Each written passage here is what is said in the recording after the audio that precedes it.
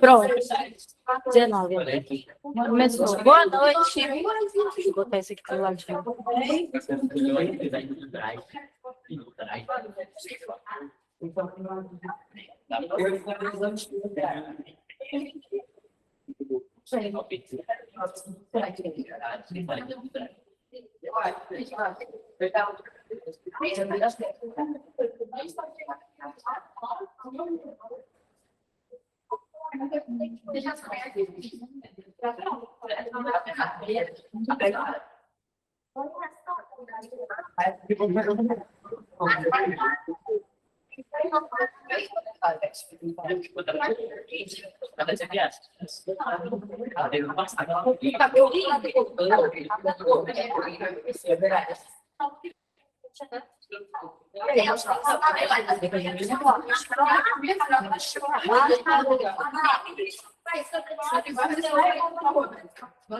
Então, gente, vamos lá.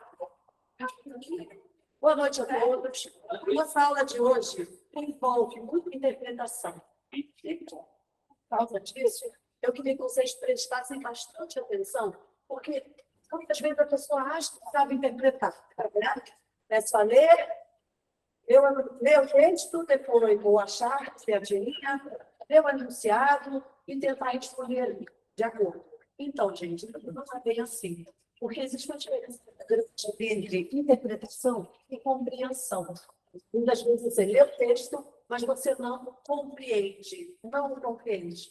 E é isso que muitas vezes o enunciado se aproveita da sua incompreensão. Né? Por que você tem que buscar hoje, bem? Por que você tem que buscar a compreensão dentro do texto? Porque é a compreensão que não vai fazer de você, não vai permitir que você desvie da alternativa correta. Então, você vai buscar a alternativa correta, ela estando ali camuflada, né, através de uma palavra ou não. O que acontece? O enunciado, ele tem um pedido, ele faz um pedido, o enunciado. Quando você lê as alternativas, você percebe que existem ali duas alternativas, a três, estão corretíssimas, estão corretas.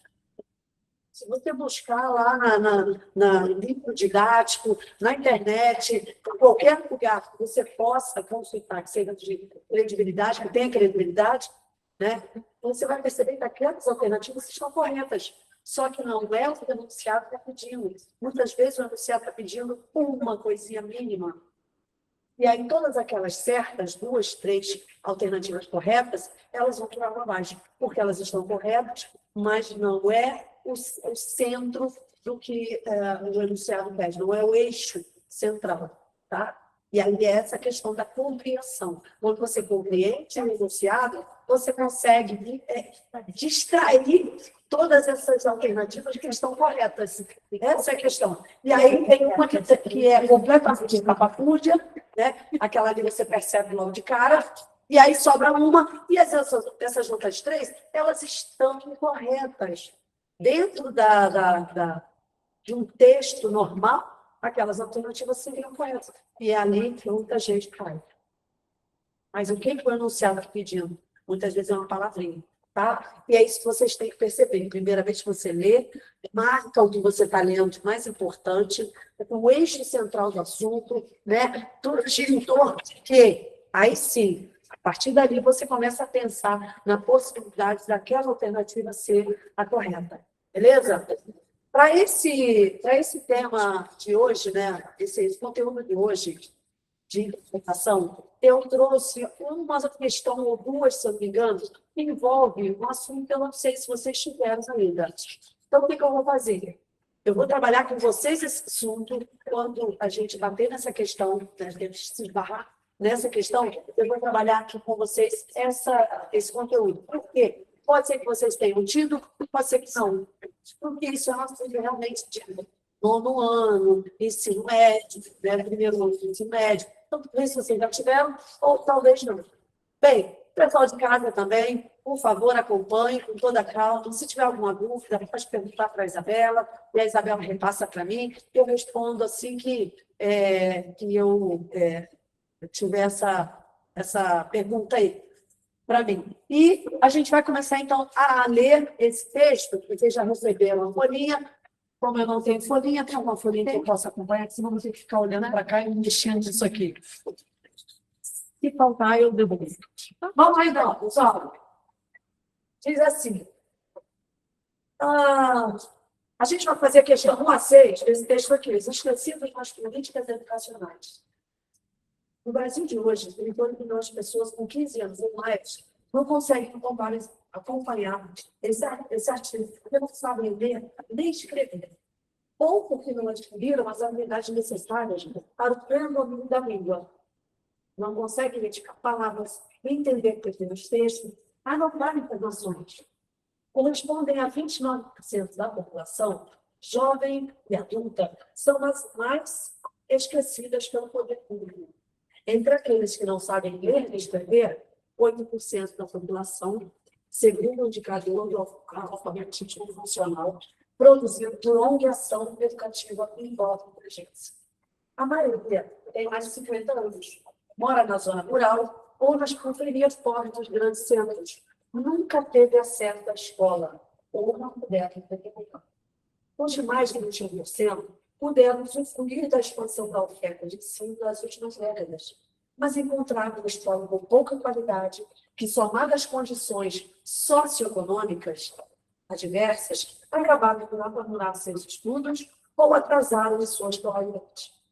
A expansão da oferta de oportunidades escolares no Brasil vem produzindo uma gradativa diminuição no total de analfabetos absolutos, concentrando-os entre os mais velhos, mas não consegue reduzir o número dos chamados analfabetos funcionais, fracasso de múltiplas causas.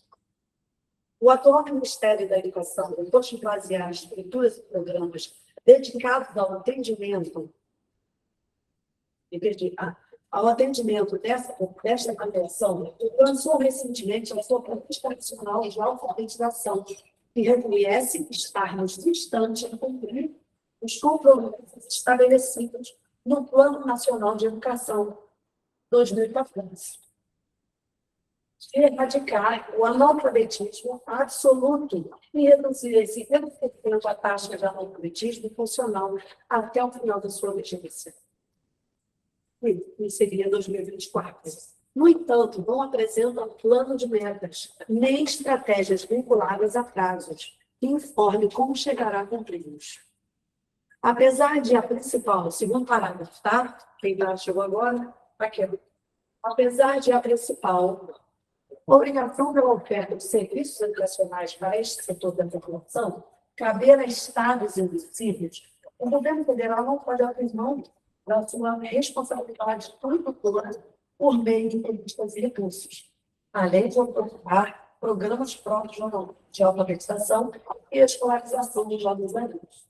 O que não cabe é a omissão diante de um direito consagrado à lei.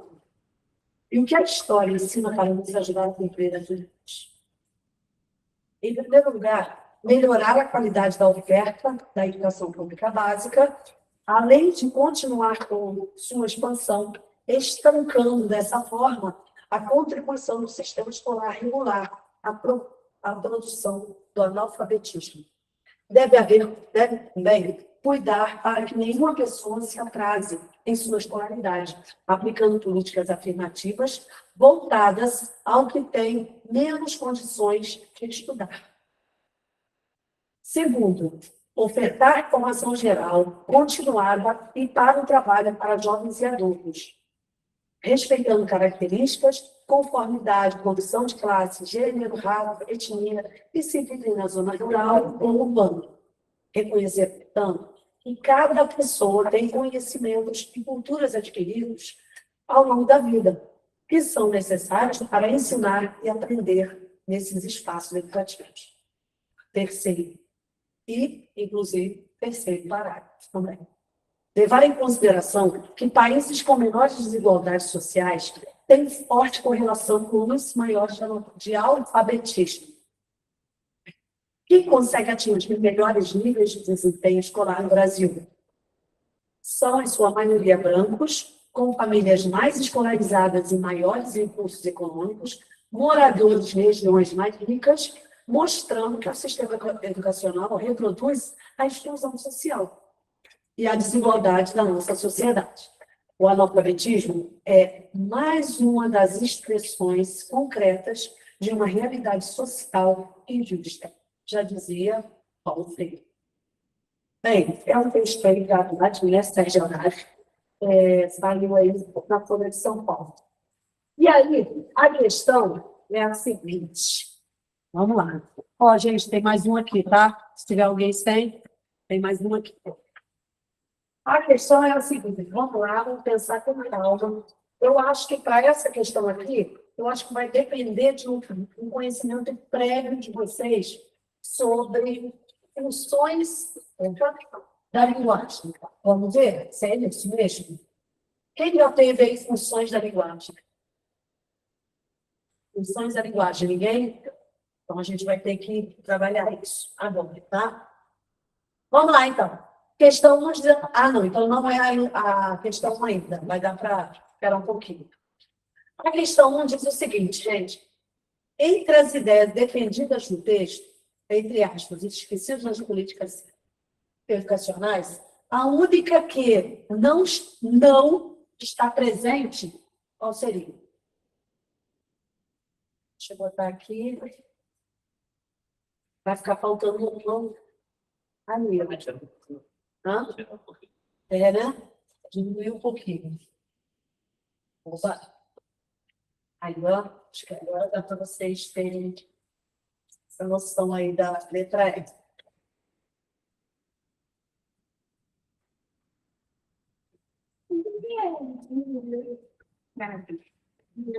Liderados é a pessoa que sem estudo.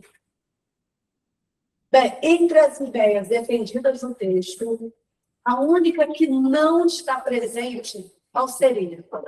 A letra A. Os fatores econômicos e sociais desvantajosos são determinantes para que mais de 20% dos jovens posterguem suas formações. Vocês acham que isso não está presente no texto? O texto insere isso, deixa isso claro. Quem acha que o texto deixa isso claro? E mais de 20% são fatores determinantes para que os jovens posterguem suas formações, e esses fatores são econômicos. E depois técnico? Adiem. Excelente está presente, eu acho que seria para ficar não está presente. Sim, ali está presente porque ele fala que um fator econômico e social faz com que o jovem diminua a chance do jovem. Então, ele vai levar mais um tempo para se formar, ou muitas vezes ele vai parar, né? Ele vai fazer uma pausa, ou ele vai para os jovens e adultos, né? Ele vai para o EJA, que é a educação de jovens e adultos. Então, ele vai parar a formação dele, vai trabalhar, vai fazer outras coisas, para depois ele voltar quando der a oportunidade. Então, o texto ele impede que isso aqui seja realmente verdade. O fator econômico é um determinante para que os jovens adiem essa formação aí, nos estudos. Tá? Então, e essa quantidade mesmo, essa porcentagem mesmo, mais de 20%. Gente, é bem mais, tá? Isso aqui é por baixo, mais de 20%. Então, o texto não diz claramente, mas ele deixa referido que isso aqui, o fator econômico, é preponderante para o jovem adiar a formação dele. Tá? Então, isso aqui está presente no texto, de forma implícita, mas está. Concordo comigo que a letra implícita? Vocês fizeram essa... Tentem fazer esse tipo de assimilação. Pensem no texto, pensem no que vocês estão lendo, que o fator preponderante, ou seja, para que o jovem adie adie a sua formação, né, termine os seus estudos, normalmente é um fator econômico, social, porque muitas vezes ele mora longe para caramba, né? Tem que trabalhar. Então, é econômico e social. Mas o fator econômico é preponderante. Bom, tanto é que no final do texto diz o quê? Quem é que tem maior índice de escolaridade? Quais lugares? Zona Sul, né? Zona urbana.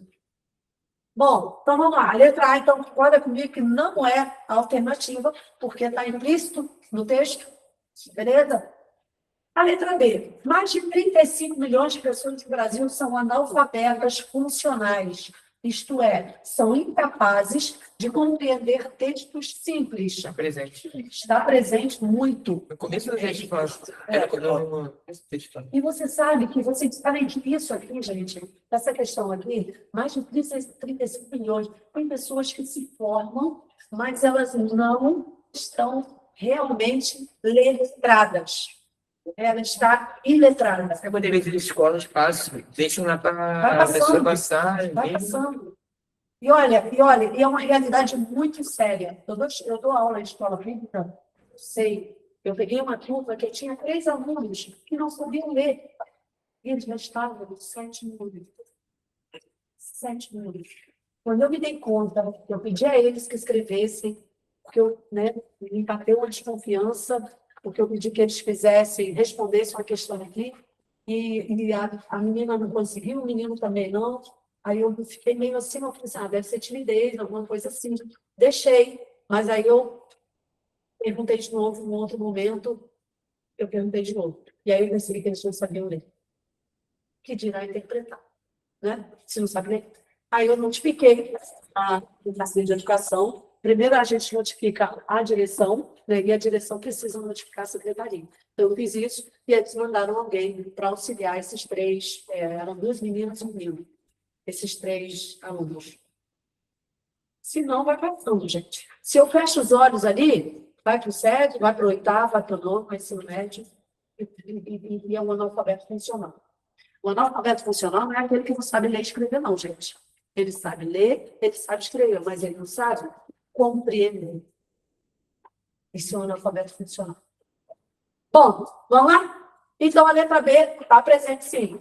Então, logo, a gente não pode marcar. Tem que ter letra D, é.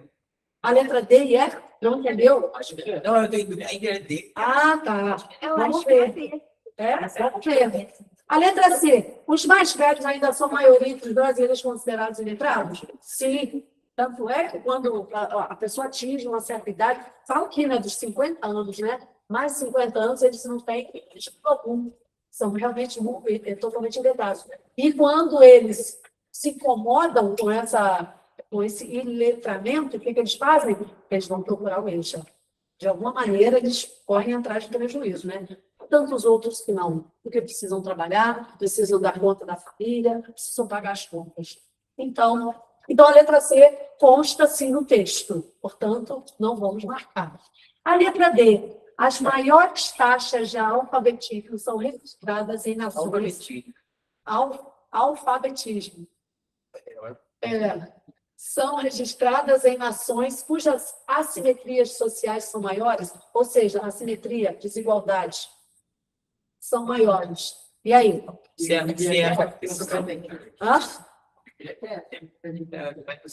Sim, essa aqui não consta no texto, gente. Porque, olha só. Simetria, aí sim, a simetria. Se fosse simetria, ou seja, igualdade, né? Social, aí sim, mas a assimetria é desigualdade, é algo, né, totalmente desnivelado.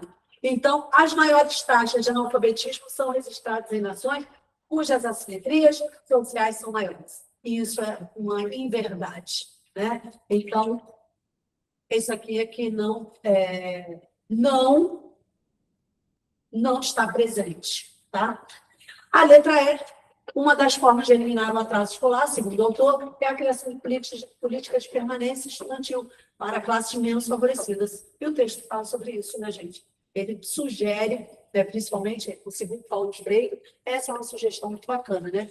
De que tanto é que foi feito os CIEPs, os prisioneiros, foi para isso, com esse intuito, que o aluno passasse boa parte do tempo, né? Quase que a sua integralidade ali, né? Desde as 8, desde as 7 até as 4 da tarde, e almoçasse, tomasse seu lanche e jantasse.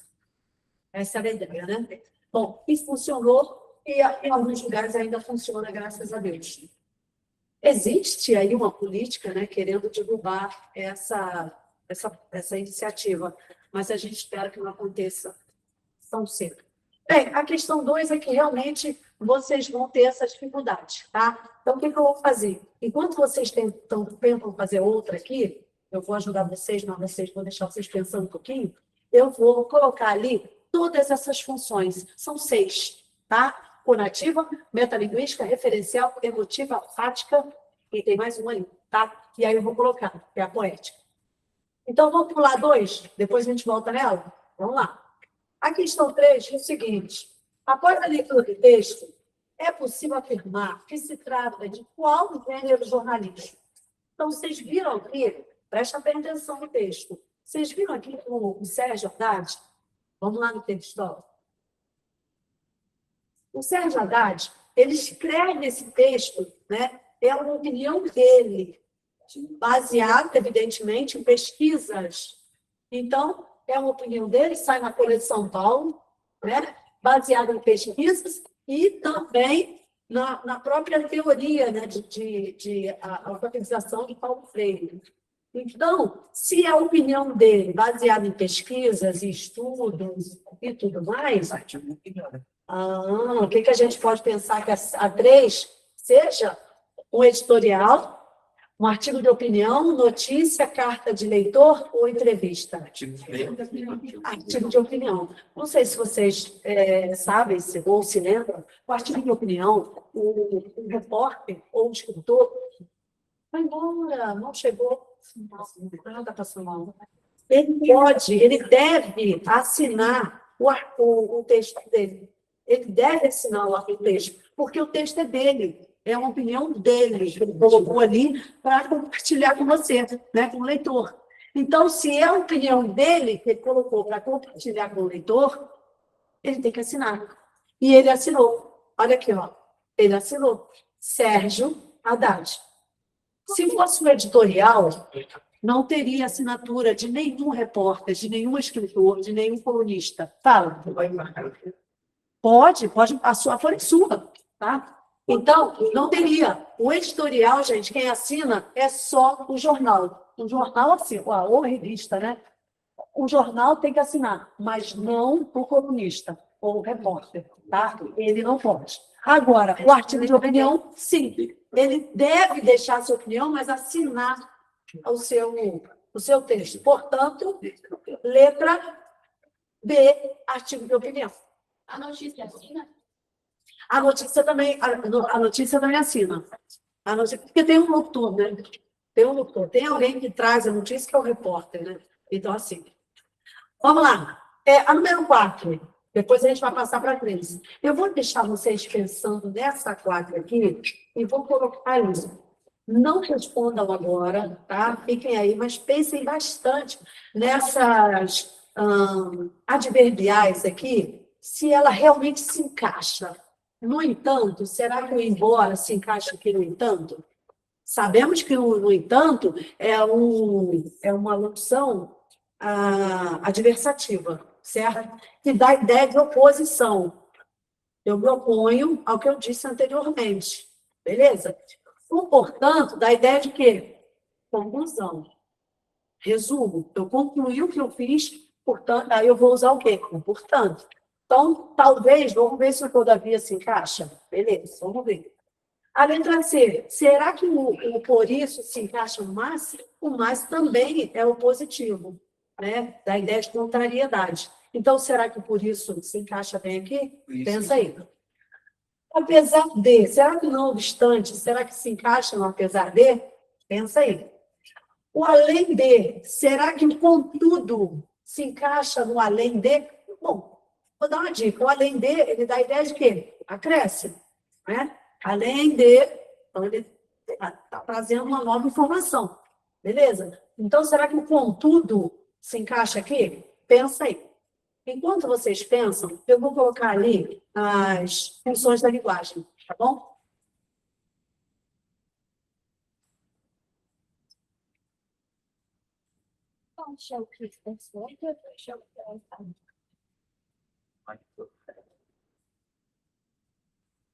Não. Aí, você tem que destacar o flexível. Sem interações sentidos.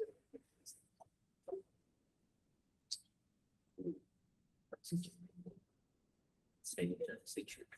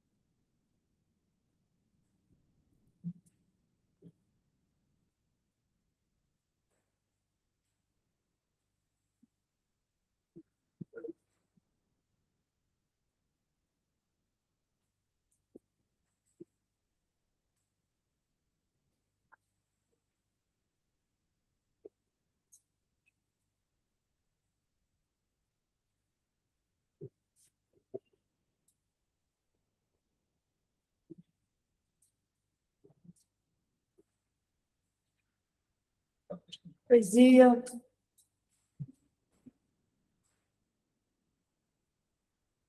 Isso, depois você vai tirar foto. Poesia. Depois vai tirar foto? Tirar. Lembra se quando tiver.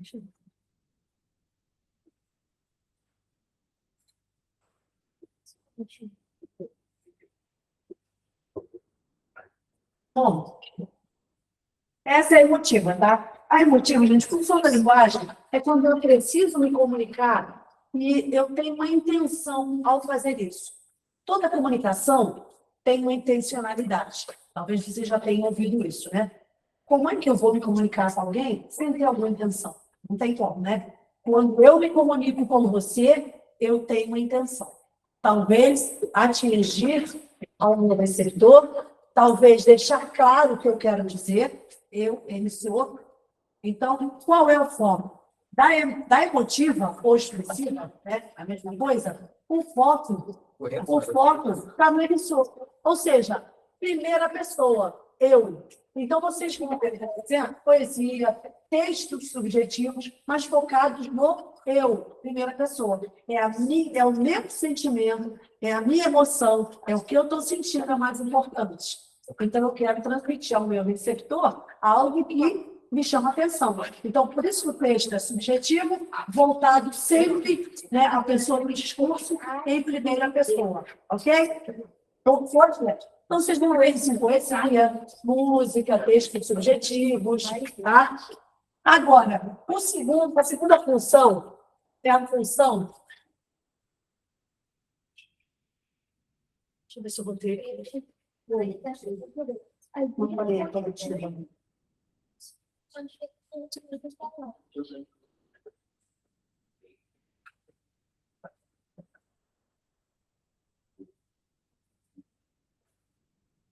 A função conativa e apelativa, ela tem como foco o meu receptor. O foco vai estar no receptor. Com que objetivo? O objetivo sempre será persuadir, convencer, vender uma ideia, a minha ideia, né? Por isso que o foco está no meu receptor, que eu quero vender uma ideia para ele, tá? Então, a gente vai ver para isso verbos no imperativo. Então, vocês vão ver verbos no imperativo. O que é um verbo no imperativo? É um verbo que transmite ideia de ordem, né? Conselho. Beleza? Isso vocês vão ver em propagandas, outdoors, publicidades, comerciais, etc. Vou botar aqui, ó. Pronto. Agora eu vou colocar a função. Aí eu não vou apagar aqui. Referencial.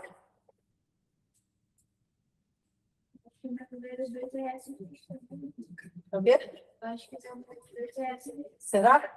Função. Ó, é aqui. Não, é referencial. Não sei o que é. É com cara. Então, a função referencial, ou ela é também chamada de denotativa. Tem como foco a mensagem, a informação.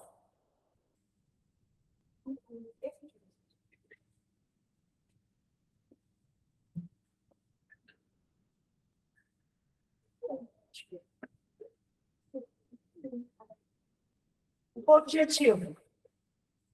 Informar. Só isso. Informar.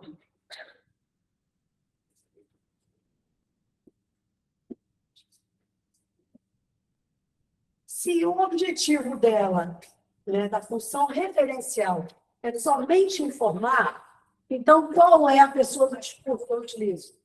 Sempre? Primeira pessoa? Não. A pessoa do discurso impessoal.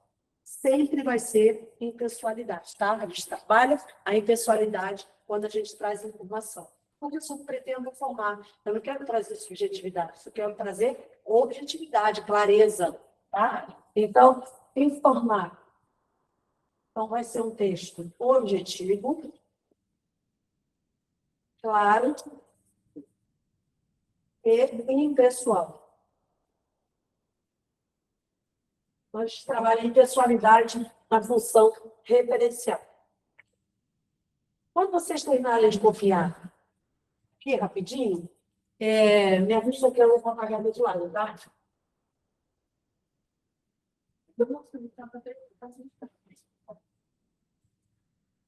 Onde a gente vai hoje daqui? A gente vai dar conta disso tudo. Não se preocupa. Os textos são muito bons para a gente passar muito rápido, sem parar, analisar direitinho, e ver que de fato você acertou, porque você pensou direitinho naquela questão e achou a resposta que você gostaria. Eu pensei. Com segurança. Eu pensei assim. Oi. Depois? Esse livro mais aqui, esse tipo de coisa, está parecendo referência de Tem pessoas aqui, aí vocês devem ser referenciados. Olha, vou te falar que você acertou. Então, gente, se vocês, claro, vocês vão continuar copiando ali, tá? Pelo amor de Deus. Mas vamos lá. Já que ela falou, né, tocou nesse assunto, dá para a gente fazer a questão 2 só baseado naquelas 3 ali. Tem mais 3, mas dá para fazer baseado naquelas 3 ali. Porque a resposta está aqui. Vamos pensar? Quando as funções da linguagem, nos trechos, no Brasil de hoje, 38 milhões de pessoas com 15 anos ou mais não conseguem acompanhar este artigo. E os demais 21% puderam usufruir da expansão da oferta de ensino das últimas décadas. É correto afirmar que eles apresentam que tipo de função? Bem, vou explicar um pouquinho para vocês as outras, para vocês já vão matar logo de cara a resposta. Então, gente, a função conativa, essa letra aqui, é uma função, essa aqui, ó, também chamada de apelativa, é uma função que está sempre centrada no receptor. Ou seja, eu quero te vender uma ideia, né? Eu quero atingir você, eu quero chegar até você. Como é que eu chego até você para te vender uma ideia?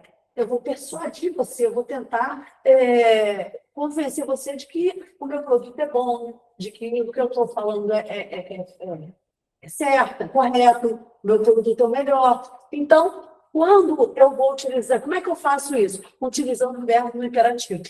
Então, ó, compre, experimente, faça, adquira, se inscreva. Olha aí, são verbos no imperativo, que dá essa ideia de motivação, né? Seja reativo, faça, compre, adquira. Essa é a ideia que eu estou tentando vender para você. É a função apelativa ou conativa. Você percebe isso aqui nesse texto? Vocês percebem a função conativa no texto? Não tem ali. Ali no texto não está tentando te vender, te convencer de nada. Então, não tem função apelativa ali. Ali, na letra B, metalinguística, eu ainda não coloquei, vou colocar, mas eu já adianto para vocês o que é. Metalinguística é quando a gente Isso. Quando eu me refiro ao próprio código linguístico. Qual é o código linguístico que a gente usa para escrever e para falar? A palavra.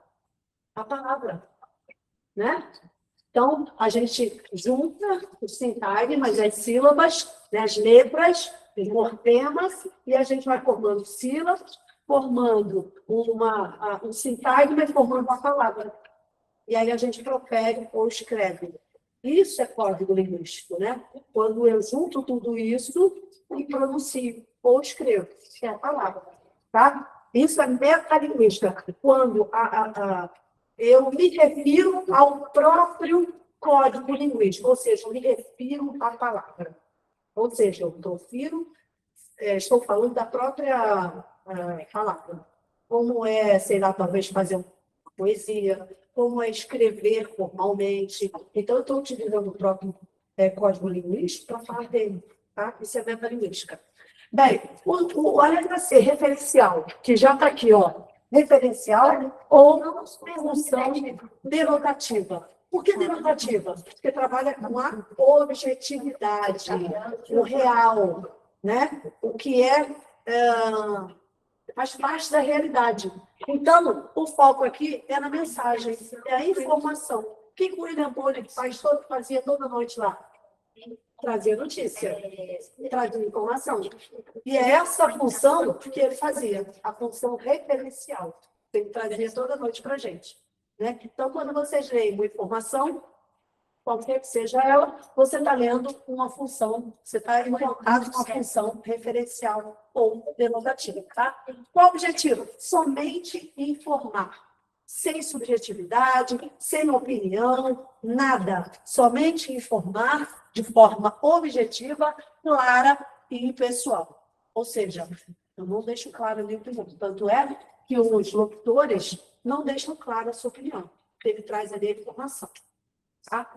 Bom, então, baseando-se nisso, tem motivo gramática. A emotiva, gente, está baseada muito na emoção e está centrada no meu receptor. Como é que ele vai receber a minha mensagem? Como é que eu vou perceber como ele recebe essa mensagem? Ou seja, eu mexi com a emoção dele, eu mexi com os sentimentos dele, então eu vou mandar para ele um poema belíssimo, né? Ou um texto, um desenho, uma imagem belíssima, para deixar isso, para mexer com o sentimento dele. Então, o que me interessa na função emotiva é mexer com o meu receptor. Não, aqui não, essa aqui é a função, essa aqui é a função. Ah, emotiva não. Ah, emotiva. Tá, perdão. Tá, emotiva, essa aqui. Eu estou confundindo com a poética, eu não coloquei. A poética que é o receptor. A emotiva é exatamente essa. É o emissor. Sou eu, primeira pessoa. A poética que não está ali, a poética que não está ali está centrada no meu receptor. É como ele chega, como ele recebe essa mensagem, tá? Mas eu vou colocar aqui. Então, ali é emotiva. É a primeira pessoa, é o emissor. É como eu estou. Então, eu quero me dizer sobre os meus sentimentos, sobre as minhas emoções. Então, por isso que ele trabalha sempre em primeira pessoa. E o texto é sempre o quê? Subjetivo, porque reflete o meu sentimento, o meu eu, ok? Bom, emotiva. A poética, que não está aqui, e eu vou falar sobre ela. E a fática, que não está aqui também, está centrada no canal da mensagem. Então, quando eu chego para você e falo assim, olha, no meu receptor, como é que você está? Tudo bem? Eu espero dela o quê? Que ela entenda, que ela compreenda a minha mensagem e que ela responda. Né? Então, vai haver o que entre nós? Uma troca, uma interação. Isso é a função fática, tá? É quando está centrada no canal. Ou seja, é um canal direto, pode ser um canal direto, eu estou conversando diretamente com ela, ou pode ser um telefone, né, onde eu ouço, falo com alguém e a pessoa responde. Pode ser um e-mail, onde eu mando um e-mail, a pessoa responde. Mas existe ali um canal de comunicação. E é essa mensagem, esse canal que me interessa, na função tática, tá? E a gente vai, mas eu vou falar um pouquinho mais daqui a pouco, que eu vou colocar ali. Então, baseando-se nessa explicação assim, bem rápida, essas três que estão ali, e mais três que eu vou colocar, dá para vocês. Vocês conseguem fazer a número 2? Referencial. Função referencial. Muito bem. Isso aí. Está centrada na informação. Isso aqui nada mais é o quê? Uma informação, né? Ele está trazendo dados, né? Porcentagens, estatísticas. Bom, já fizemos a questão 3. E aí? Letra C. Letra C?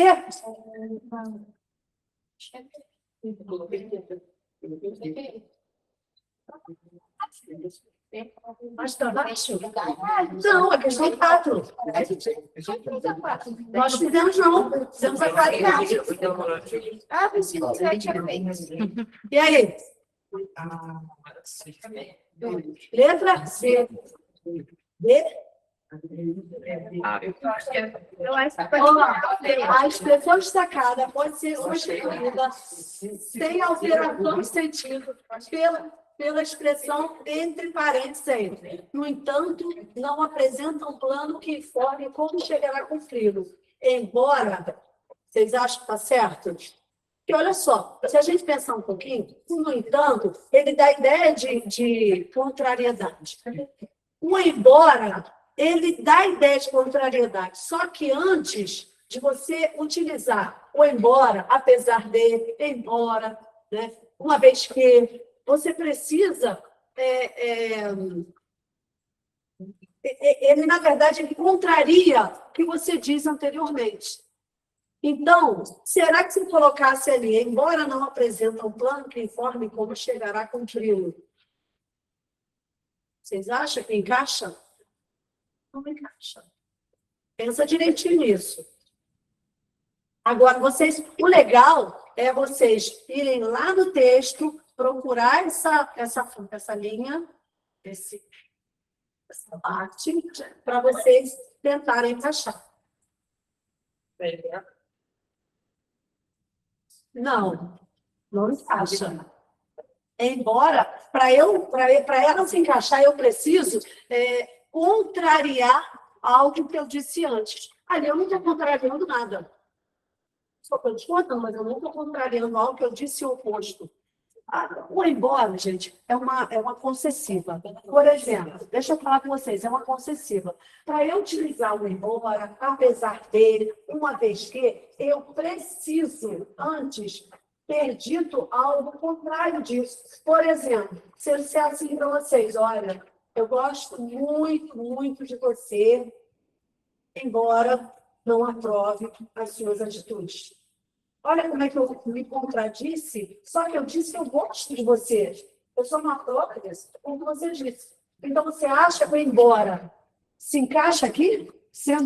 Eu abro uma concessão, você acha que encaixa ali no entanto? Não. Porque para ele se encaixar, eu tenho que pensar exatamente de acordo, para depois eu discordar de algo. A letra B, reconhecer, portanto, lembra que eu falei para vocês sabem disso, né? Portanto, é uma conclusão. Tanto é que quando vocês fazem a redação de vocês, o que vocês colocam lá no tópico frasal? Tanto, logo, né? Então, reconhecer, portanto, que cada pessoa tem conhecimentos e culturas adquiridos ao longo da vida. Vocês acham que o todavia se encaixa? Se o portanto é conclusão, e o todavia também é, gente? Esse é o mesmo sentido? Esse tem o mesmo sentido? Não. Todavia, reconhecer, todavia, que cada pessoa tem conhecimentos e culturas adquiridos ao longo da vida, mas o todavia também não é adversativo? O todavia é adversativo, é uma contrariedade, gente. Quando vocês estudaram orações coordenadas, sindéticas, assindéticas, vocês viram que as sindéticas adversativas são aquelas que contrariam algo. Olha, vou ao churrasco, mas não vou com carne. Né? Então, ele contraria o que você diz. Agora, a letra C. Puderam usufruir da expansão da oferta de ensino das últimas décadas, mas encontraram uma escola com pouca qualidade. Se está contrariando, como é que eu vou colocar o por isso? Por isso, ele pode ser explicativo ou ele pode ser conclusivo. Depende do contexto. Tá? Vocês têm que ter essa noção. O por isso, ele pode ser explicativo, ele pode estar explicando o termo anterior, a oração anterior, tá? Que no caso seria até essa toda aqui, até décadas, ou ele pode estar concluindo a informação, resumindo a informação. Tá? Então, não encaixa. Não tem como. Eu acho que é D, então. Será que é D? Apesar de a principal obrigação pela oferta de serviços educacionais, não obstante... Professor, o que é não obstante? Não obstante é quando você concorda com algo, mas algo que você anteriormente tinha dito o contrário. Ou o contrário, você discorda de algo que antes você tinha concordado. É a D. Porque você, não obstante, é quando você apresenta uma outra abordagem daquele assunto que você... por exemplo, se eu disser assim, deixa eu tentar inventar um... Porque é muito ativa. Ela é concessiva. Ela é muito concessiva. Ou seja, ela abre uma concessão. Eu discordo de algo, mas depois eu apresento pontos positivos sobre aquilo. Ou eu concordo com algo, depois eu apresento um ponto negativo sobre aquilo. Então, é uma concessão, uma ressalva que eu abro. Tá? E isso é uma concessiva. Portanto, apesar de e não obstante, se encaixa lindamente. Depois eu quero que vocês anotem essas conjunções, tá? Ou locuções adverbiais também, que são conjunções, locuções adverbiais ou advérbios, Então, são também, tem algumas também que são prepositivas, tá? Não é o caso aqui. Aqui, até aqui, né? Até aqui é. Por. Vamos lá, então. Letra. Vocês estão anotando aí, gente? Vocês estão anotando na folhinha, né? Porque eu não estou colocando devagar fazer, não. Letra D, número 4, letra D. Bem, número 5, quando chegar no textinho, eu passo ali o restante, tá? De acordo com o texto, é correto afirmar que o atual sistema educacional brasileiro é responsável por perpetuar a exclusão social e a desigualdade econômica? A responsabilidade pela erradicação do analfabetismo absoluto e funcional é totalmente dos estados e municípios brasileiros? O Plano Nacional de Educação prevê, realmente isso aqui não teria como vocês saberem, tá? A letra C não tem como vocês saberem. Que é o PNE. É um plano de educação que os professores têm que ler, têm que entender um pouquinho sobre essa estrada educacional, né? Então, o Plano Nacional de Educação prevê a erradicação do analfabetismo funcional até 2024. E aí? A gente leu isso? A gente leu isso. A gente leu isso. Olha, vamos ver. Vamos só para dizer, né? Para a gente tirar aí a prova dos nomes. Letra D. O aumento na quantidade de vagas ofertadas no ensino público brasileiro nos últimos anos não contribui para a redução no número de analfabetos absolutos? Vocês acham que o aumento da quantidade não contribui? Acho que não, claro que não, né, gente? Claro que contribui. Aumenta a quantidade de vagas, aumenta o número de alunos matriculados. Automaticamente, o índice de analfabetismo melhora, né? Letra E. A maior parte dos analfabetos absolutos residem no campo ou nos subúrbios das grandes metrópoles do Brasil? Vocês acham que eles residem no campo ou nos subúrbios das grandes metrópoles do Brasil? É o quê? Subúrbios. Subúrbio é centro, cidade. É um bairro, né, relativamente pobre, mas é no centro. Centro não é cidade, mas é uma região mais comercializada, né? Tem mais comércio, tem um pouco mais de mais frequentada. E aí? Quem vai? Vocês acham que é a letra E? Pessoal aí de trás? Vocês acham que é a letra E? Vocês acham que a maior parte dos analfabetos absolutos residem em campo ou no subúrbio das grandes metrópoles do Brasil?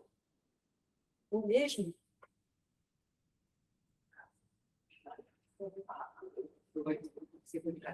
Essa parte aqui, olha, o Plano Nacional de Educação prevê. E aí, gente? Tá ali.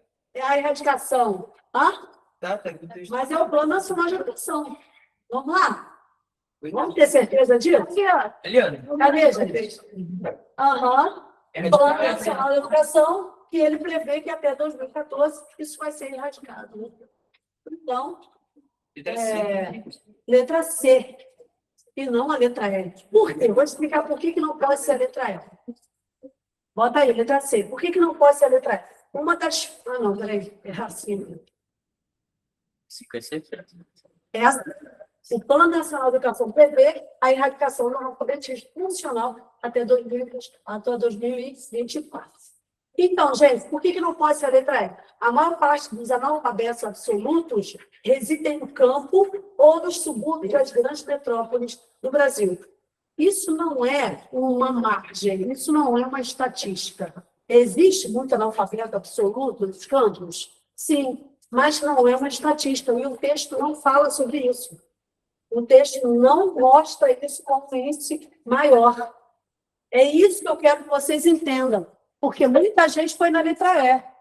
Porque você pensa o seguinte, olha o raciocínio de vocês, que não está longe de ser real, mas não é o que o texto pede. Você pensa o seguinte, olha, a maior parte dos analfabetos absolutos residem no campo. Aí você pensa assim, bem, no campo é um lugar, né, de difícil acesso, você, para chegar até a escola, é um caminho longo, é distante, é complicado. Então, o número maior de analfabetos se concentra no campo. Não está errado.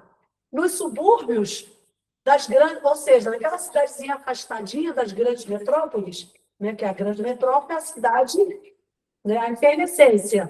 E os subúrbios, o que, que é? É aquela cidadezinha que tem os comérciozinhos, né, não é campo, mas também não é cidade. É aquela cidadezinha, aquele bairrozinho afastadinho. Mas não é o campo. Não é o interior. Então, isso aqui está correto. Está correto. Mas o texto não fala sobre isso. Fala, Lu. Eu até me tinha conseguido juntar muito texto, mas eu achei que a literacia não era, porque existe Analfabetismo. Aham. até hoje. Sim, até hoje. Aí eu achei que não era ela, porque o nome, na verdade, não deu certo. Mas ele fala o seguinte, ó, ele prevê a erradicação do analfabetismo funcional até 2024. Mas olha aqui, ó, quando ele fala sobre o analfabetismo, até 2024. Onde é que está aqui? Aqui, ó. O atual Ministério da Educação, depois de esvaziar estruturas e programas dedicados ao atendimento desta população, lançou recentemente a sua Política Nacional de Alfabetização, que reconhece estarmos distantes de cumprir os compromissos estabelecidos no Plano Nacional de Educação 2014, né? De erradicar o analfabetismo absoluto e reduzir em 50% a taxa de analfabetismo funcional até o final da sua vigência, 2014. Então, ele prevê essa diminuição de 50%. Né? Não é erradicar, é a prever a diminuição dessa taxa, tá? Até 2024. Isso foi lançado em 2014. Então, por isso que é a letra C. Deu para entender? E a letra E não é por conta disso. Agora, ela é errada? A letra E está errada? Não. É uma questão assertiva. Só não é o que o texto está pedindo. E é isso aqui, gente. A gente chama essa questão de detratora, né? É aquela que vai pegar você e você vai falar, não, está certo. Está certo porque no campo, né, existe um número maior de analfabetos no campo por conta da distância, da localidade, da locomoção. Só que isso não está no texto. Vamos lá, a questão 6. Enquanto vocês pensam um pouquinho na questão 6, eu vou colocar ali o restante, tá? Acabou. Eu queria que você acabou. Eu bebi. Tá bom.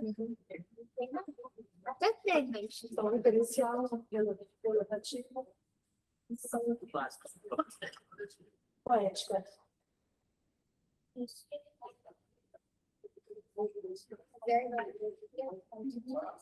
Pode dar tinta por cima. Eu sou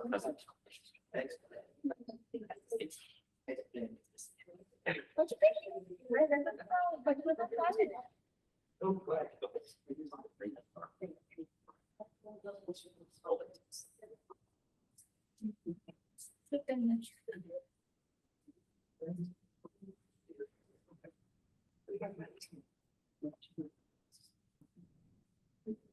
Tia, você vai apagar ali a referencial?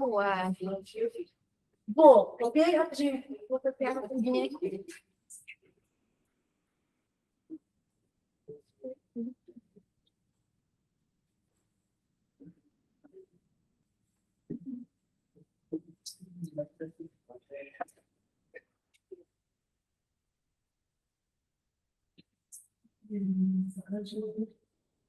Sim.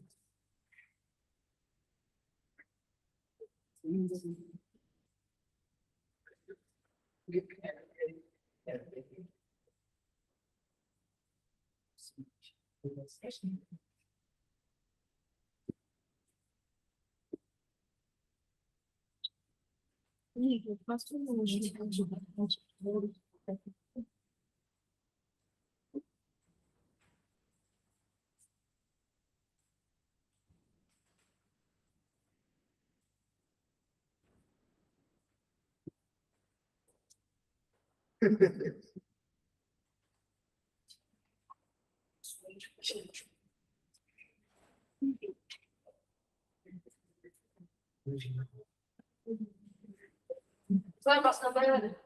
Pode, claro.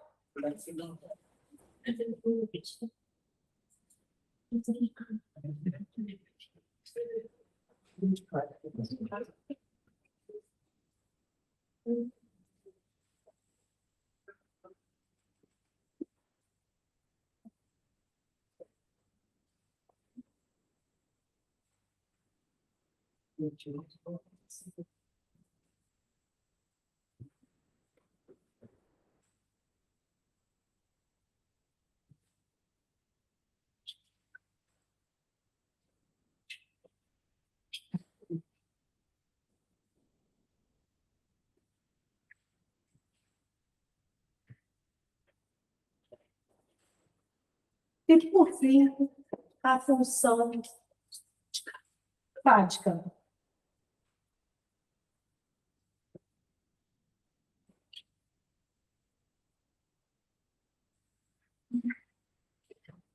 Está centrada no canal. Está faltando a mulher da linguística, eu vou botar aqui. Centrada no foco do canal.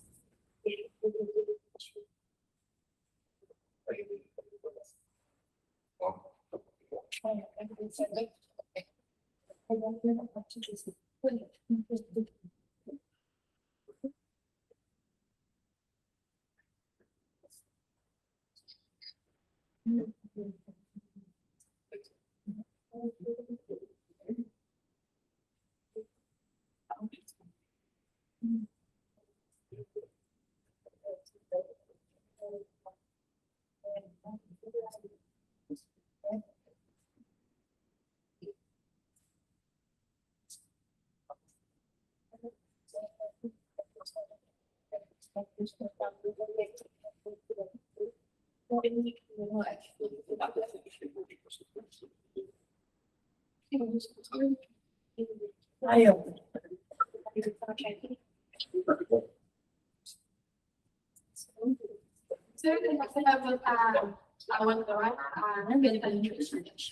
Ah, vou, mas eu estou. Você entendeu? Você colocou. Ah, ela colocou já, então eu vou apagar. Eu estava esperando ela terminar. Vou botar a metalinguística aqui. E aí, essa parte aqui das funções da linguagem, vocês já vão ver, tá? Função metalinguística.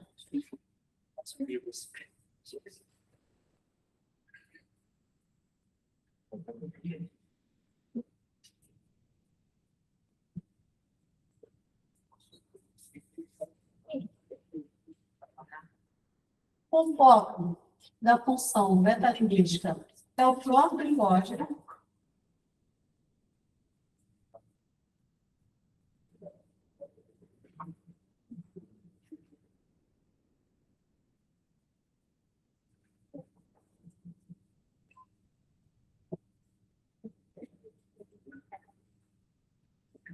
Tá bom.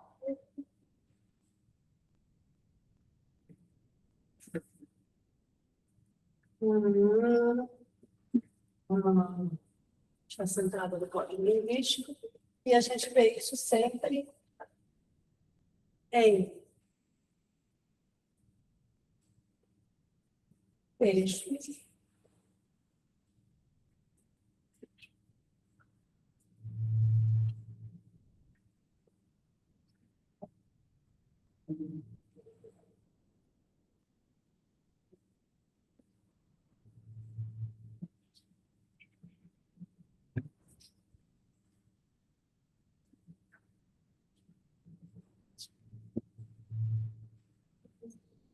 É isso.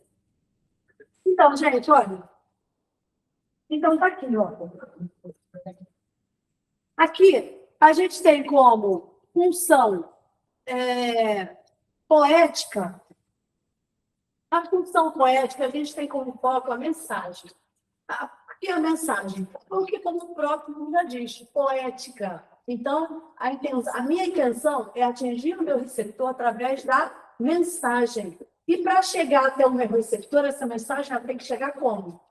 Bonita, bem feita, né, com palavras escolhidas a dedo, com um jogo de palavras, estilo de linguagem, figuras de linguagem, e aí vai chegar ao meu receptor de maneira bela. Né? Então, a beleza da mensagem vai fazer com que o meu receptor atira ao que eu quero, né? Ou seja, que ele aceite a minha mensagem e goste. Isso aqui a gente encontra em poesias, músicas. Quando você ouve uma música e ali ela tem sonoridade, tem rima, tem ritmo, você não gosta? Isso é função poética, né? Já foi feita exatamente para mexer com os sentimentos do receptor.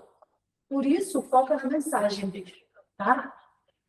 A função fática, ela tem como foco o próprio canal, né? Olha, canal de comunicação entre mim e o meu receptor, há um canal de comunicação. E é esse canal que eu vou utilizar na função fática. Qual é o canal? É o telefone? É um e-mail? É uma mensagem de WhatsApp? Sim. Então, esses são os canais.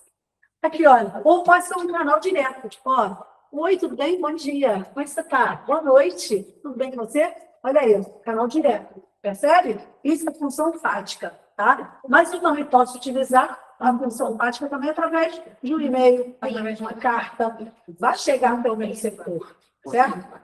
Então, é o canal de comunicação nesse caso. E a função metalinguística é a função do código, da palavra. Então, eu falo sobre a palavra, sobre a dificuldade que é, por exemplo, de fazer uma poesia. O fazer poético já é difícil, né? Então, eu estou falando do quê? Da própria palavra, do próprio fazer da escrita. Então, o foco é no código. Então, a gente vai encontrar em textos que falam, né, e se referem à própria palavra, ou seja, ao próprio código. Vamos lá, então, gente. Ah, pode tirar. Tchau, mãe. Vai com Deus, tá? Pode tirar.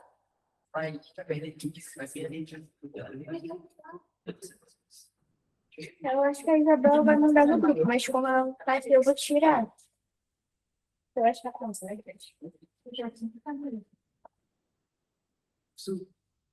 E aí, gente, vamos? O Brasil de hoje, 38 milhões de pessoas com 15 anos ou mais não conseguem acompanhar esse artigo porque não sabem ler nem escrever. Ou porque não adquiriram as habilidades necessárias para o pleno domínio da língua. Não conseguem identificar palavras, entender pequenos textos, anotar informações. Com relação à tipologia, olha só, qual é o tipo de texto que você tem aqui? Em relação à tipologia, assinale a alternativa correta.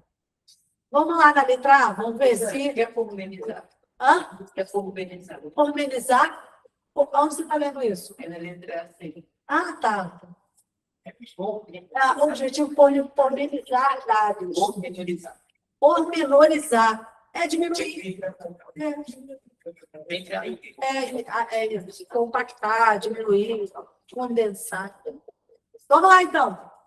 Letra A. Vamos ver se, em relação à tipologia do texto, Vamos ver se realmente a letra A está certa. O tópico frasal apresenta características de texto descritivo.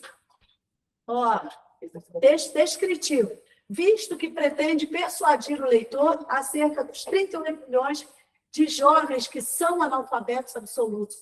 E aí? Vocês acham que o tipo aqui, esse texto aqui, né, que é esse tópico frasal, tem características de um texto descritivo? Hã? O que é um texto descritivo? Ele descreve, ele dá características, né? Ele detalha. Aqui, você vê isso? Não. Nesse textinho aqui? No Brasil de hoje, 38 milhões de pessoas com 15 anos ou mais não conseguem. Está dando características ou descrevendo algo num pormenor? Não. Então, não é um texto descritivo. Normalmente, gente, um texto descritivo é um texto narrativo. Quando você entra, por exemplo, se eu entrar aqui na sala e eu quiser criar um texto descritivo, o que eu vou fazer? Na sala havia tapetas azuis, amplas janelas em, sei lá que material é esse, em alumínio, né? Com estrutura de alumínio, 2 ares condicionados, porque o plural de ar-condicionado é como? Ares condicionados. 2 ares condicionados, um armário que provavelmente coloca-se material do professor, esse nem é, né? Nem sei o que é. Bom, as paredes são pintadas no tom esverdeado, e isso é descrição. Ou quando você descreve um personagem, o espaço, o local. Isso é um texto descritivo. Bom, e não tem isso ali, né? Na letra B, o parágrafo corresponde à introdução de um texto conjuntivo em que se apresenta dados estatísticos acerca da educação brasileira. Porque o texto injuntivo, gente, ele apresenta dados, né? E está introduzido no texto em si, né? Então... Sim, mas vamos descartar as outras? Vamos ver se é essa mesmo? Vamos lá. Letra C. O parágrafo é integralmente descritivo, uma vez que o objetivo é pormenorizar dados que comprovam a atual situação alarmante da educação brasileira. Ele fala do que daí, você escreve. Não, ele é informativo, né? Ele é informativo e não descritivo. A letra D. O parágrafo é predominantemente instrucional, pois o que se apresenta está pautado na explicação e no método para a concretização do Plano Nacional de Educação. Ele nem fala aqui sobre esse método de concretização do Plano Nacional, do PNE. Ele nem fala, ele dá um dado ali estatístico, de fato, né? Ele fala sobre o Brasil. Hoje, 38 milhões de pessoas com 15 anos ou mais não conseguem montar esse artigo porque não sabem ler e escrever, né? Ou que não adquiriram as habilidades necessárias para o pleno domínio da língua. Não conseguem identificar palavras, entender pequenos textos, anotar informações. Então, não pode ser um texto instrucional. Ele não está instruindo nada, né? Um texto instrucional, onde é que você encontra um texto instrucional? Onde é que vocês encontram um texto instrucional? No manual.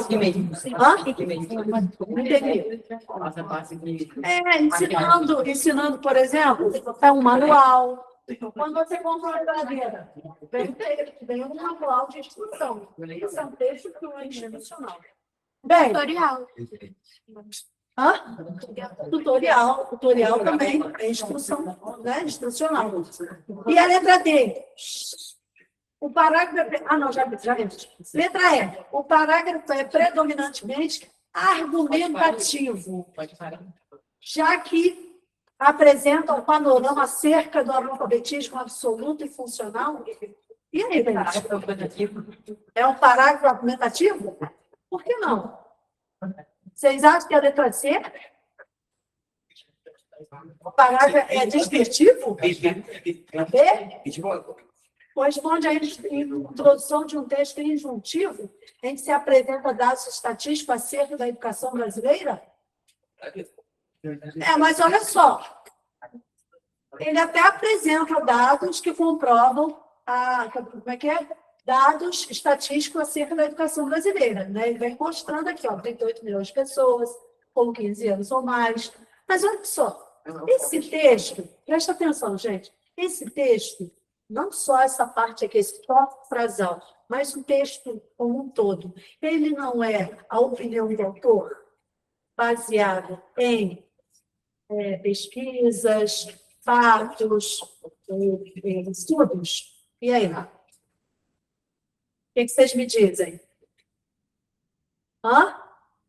O parágrafo é predominantemente argumentativo, já que apresenta um panorama acerca do analfabetismo absoluto e funcional brasileiro. Gente, se o texto de Sérgio Haddad é um texto, é um artigo de opinião, é uma opinião baseada nos argumentos que ele tem, baseado em pesquisas, dados. Ele buscou dados, ele não trouxe do nada isso aqui não, gente. Ele pesquisou e trouxe esses dados aqui, esse panorama que ele trouxe aqui, 38 milhões, isso é pesquisa, estatística. 38 milhões de pessoas com 15 anos ou mais. Depois ele disse o quê? Não sabe ler nem escrever, não adquiriram as habilidades necessárias, não consegue identificar palavras, entender pequenos textos, não dar informações. Então, isso é argumento dele baseado em dados estatísticos. Quando vocês fazem a redação de vocês fazem o quê? Não é no ponto de vista de vocês, é a tese de vocês baseada em informações sérias, informações que vocês buscam os pesquisadores, de especialistas, de pessoas que entendem no assunto, de quem entende no assunto. São argumentos. Aqui fala, né? Hã? Os ele falou que aí eu apanhei. Mas se você não soubesse explicar cada palavra, aí sairia aqui. Exatamente.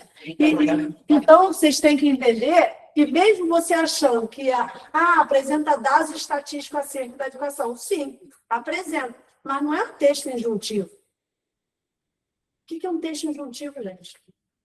Vocês sabem?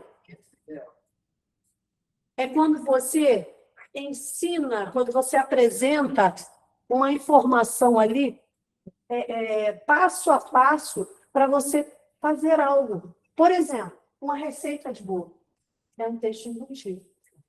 O manual de uma geladeira é um texto injuntivo. É uma instrução. Quando você, sei lá, compra um celular e vem com aquele manualzinho, aquilo ali é um texto injuntivo. Um tutorial, como ela falou, é um texto injuntivo. Por quê? Porque ele te dá passo a passo a informação que você precisa para concretizar algo. Então, o parágrafo é predominantemente argumentativo, já que apresenta um panorama acerca do analfabetismo absoluto funcional brasileiro. Viu? Letra E. Vamos lá? Vamos para a questão 7. Letra E. Questão 7.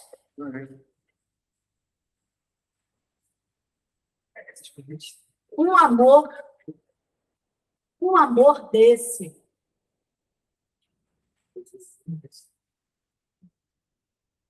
Um amor desse era 24 horas lado a lado. Um radar na pele. Aquele sentimento alucinado, o coração batia acelerado. Bastava um olhar para eu entender que era hora de me entregar para você. Palavras não faziam falta mais. Só de lembrar seu perfume e arrepio. Que calafrio que o meu corpo sente. Nem que eu queira, eu te apago da minha mente. Esse amor deixou marcas no meu corpo. Esse amor, só de pensar no grito, eu quase morro. Bonito, né? Coração pede socorro. Bem, eu não sei. Será que é Nara Leão? Não sei de quem é esse texto. Enfim. Essa letra, eu acho que é ela mesma. Essa letra de canção foi composta especialmente para uma campanha de combate à violência contra as mulheres, buscando conscientizá-las acerca do limite entre relacionamento amoroso e relacionamento abusivo. Para tanto, a estratégia empregada na letra é... Qual foi a estratégia, gente? Pô, eu nem pensei nisso. Quando eu li o texto, eu pensei que fosse um crossover romântico. E aí, qual é a estratégia utilizada ali, né, que define o que é um relacionamento amoroso e o que é um relacionamento abusivo?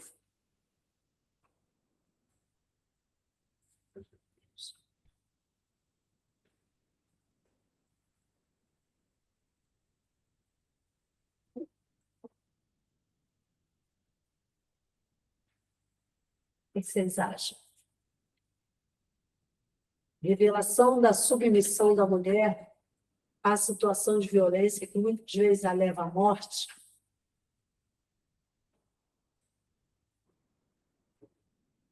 Foi essa a estratégia empregada na letra? ênfase na necessidade de se ouvirem os apelos da mulher agredida, que continuamente pede socorro. Ela lê no texto pede socorro. Ela faz apelo naquele texto.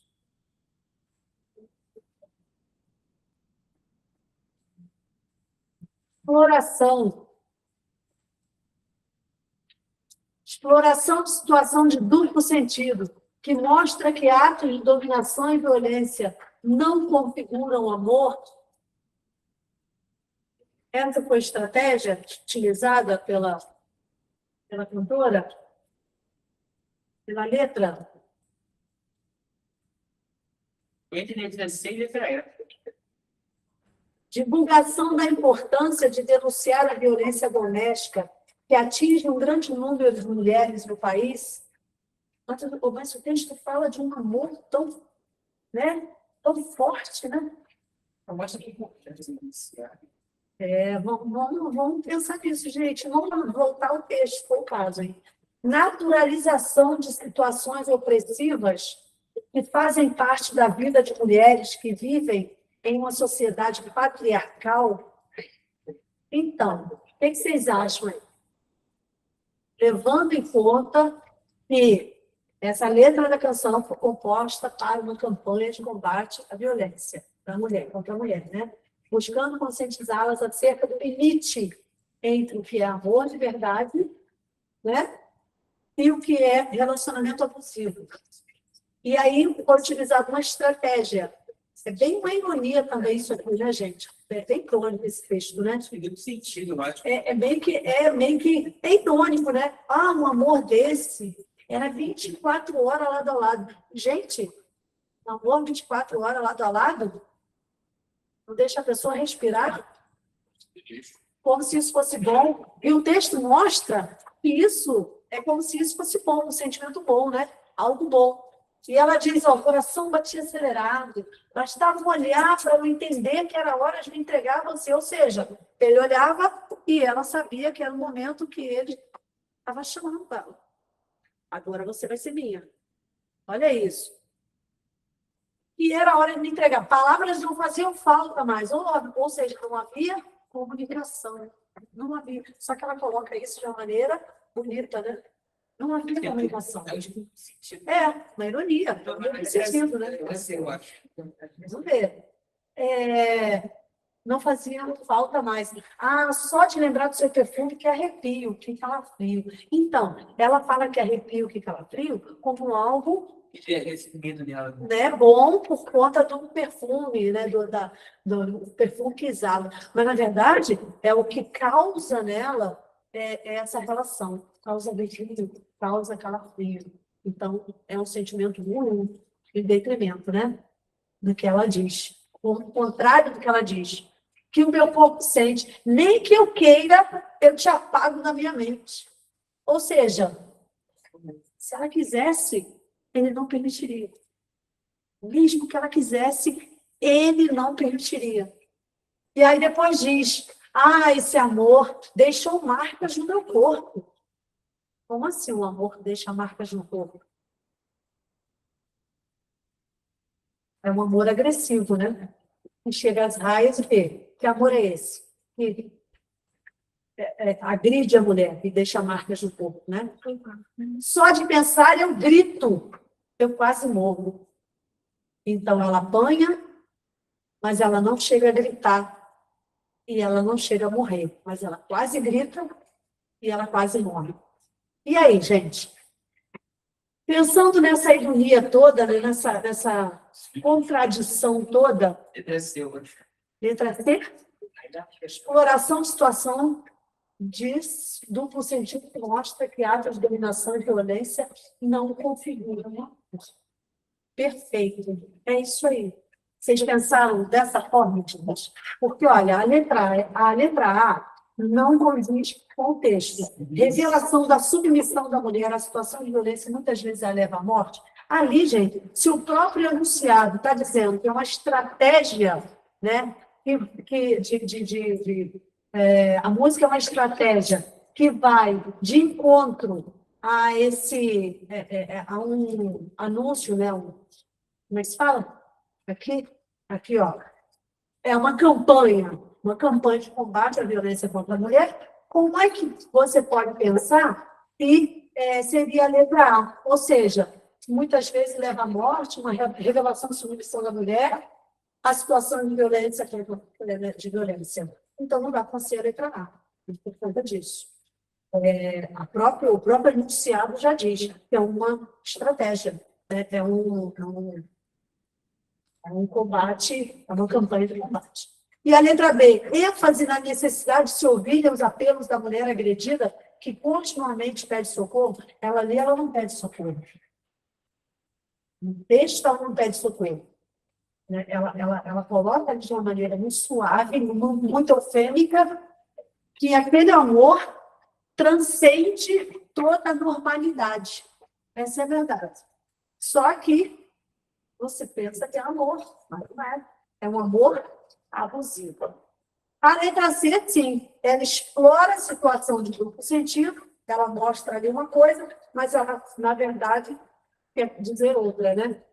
E atos de dominação, ou seja, esse homem domina essa mulher, e a violência não configura o amor, e sim abuso. Portanto, letra C. Tudo bem. Letra C, número 7, né? 7? Isso aí. Sherlock Holmes. Vamos lá.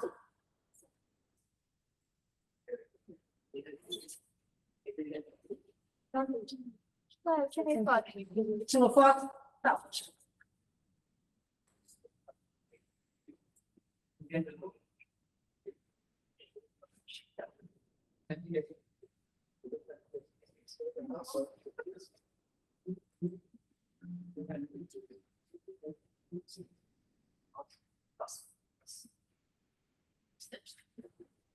Vai lá, pessoal. Leiam com calma, sem pressa, para responder corretamente.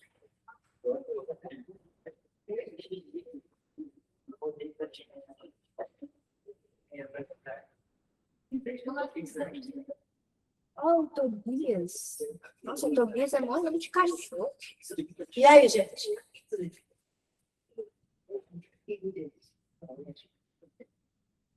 Meu caro Sherlock Holmes, algo horrível aconteceu às 3 da manhã no Jardim Lauston. Nosso homem, que estava na vigia, viu uma luz às 2 da manhã saindo de uma casa vazia. Quando se aproximou, encontrou a porta aberta e na sala da frente o corpo de um cavalheiro bem vestido. Os cartões que estavam em seu bolso tinham o nome de Enoch Drebber, Cleveland, Ohio, Estados Unidos. Não houve assalto. E nosso homem não conseguiu encontrar algo que indicasse como ele morreu. Não havia marcas de sangue, nem feridas dele. Não sabemos como ele entrou na casa vazia. Na verdade, todo assunto é um quebra-cabeça sem fim. Se puder vir até a casa, seria ótimo. Se não, eu lhe conto os detalhes e gostaria muito de saber a sua opinião. Atenciosamente, Tobias Gregson. Então, considerando o objetivo da carta de Tobias Gregson, a sequência de enunciados negativos presentes nesse texto tem função de quê, gente? Ele fala o tempo inteiro, né, que não tinha sinais, ele não sabia como ele tinha entrado lá, uma sucessão de informações negativas, né? Ó, encontrou a porta da frente aberta, o corpo do cara lá, não houve assalto, o homem não conseguiu encontrar algo que indicasse como ele morreu, não havia marcas, nem sangue, nem feridas, não sabemos como ele entrou na casa, então tudo é muito confuso e um quebra-cabeça. E aí, letra? Restringir a investigação, deixando-a sob a responsabilidade do autor. Então, a sequência de enunciados negativos presentes nesse texto tem função de restringir? Obviamente que não, porque ele está tentando, se ele está tentando descobrir o que aconteceu, tanto é que ele exige a presença do outro, né? Que ele venha e tal, ou se ele não puder, ele vai passando os detalhes. Não é restringir, né, gente? Restringir é o quê? O que é restringir? O que é restringir? Limitar, cercear a informação. E não é o que ele pretende ali. Ele pretende elucidar a informação, o caso, né? Letra B, refutar possíveis causas da morte do cavalheiro, auxiliando na investigação? Sim. Pode ser. Refutar possíveis causas. Ou seja, ele vai trazer informações para qualquer tipo de causa, ele tem uma explicação. Então, ele vai refutar tudo que possivelmente aconteceu ali, né? Decorreu da morte do cavaleiro, auxiliando na investigação. Pode ser a letra B, não sei. Vamos ver a letra C? Identificar o local da cena do crime, localizando? Não, ele já diz onde é, né?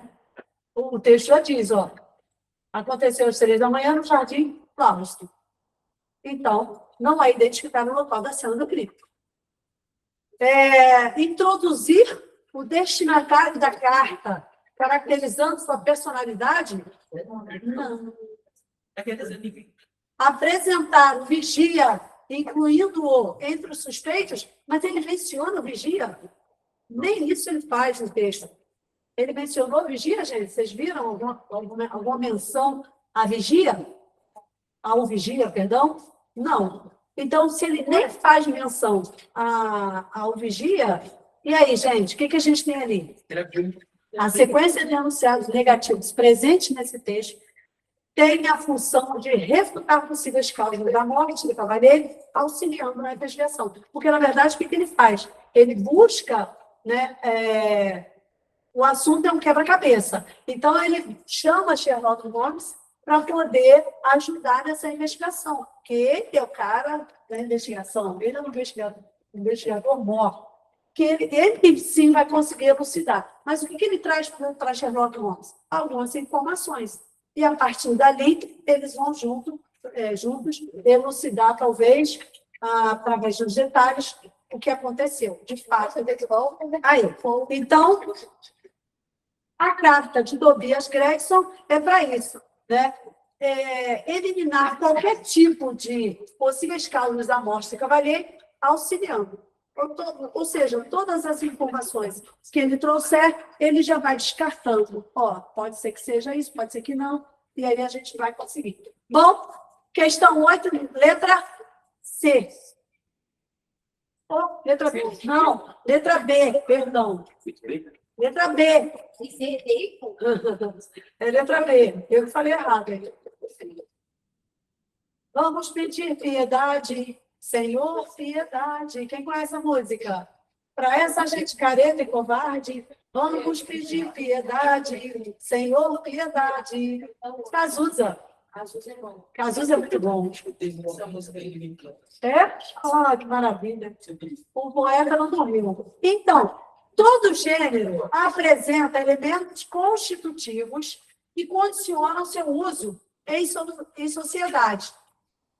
Beleza? A letra da canção identifica-se com o gênero ladainha. Ladainha. Você sabe o que é uma ladainha? Aos católicos de plantão. Ninguém sabe o que é uma ladainha?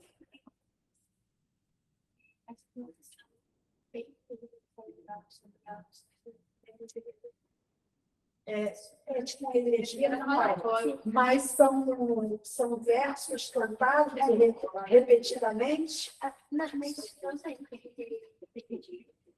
Isso.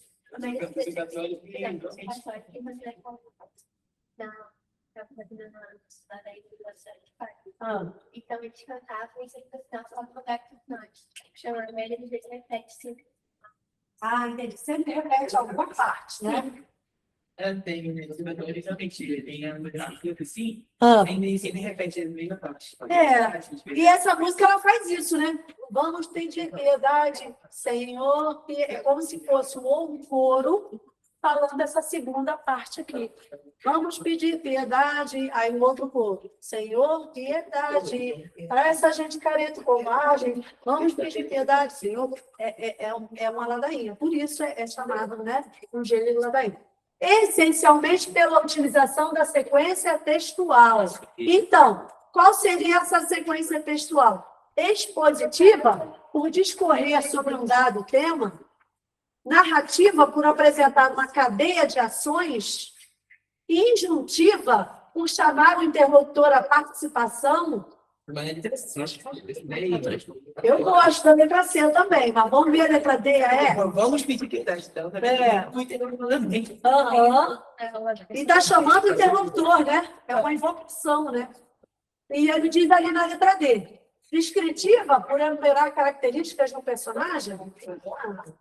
Nem tem personagem. Letra E. Argumentativa, por incitar o leitor a uma tomada de atitude. Não é uma argumentação. Ele até chama, né? Não é nem o leitor, né? É o interlocutor.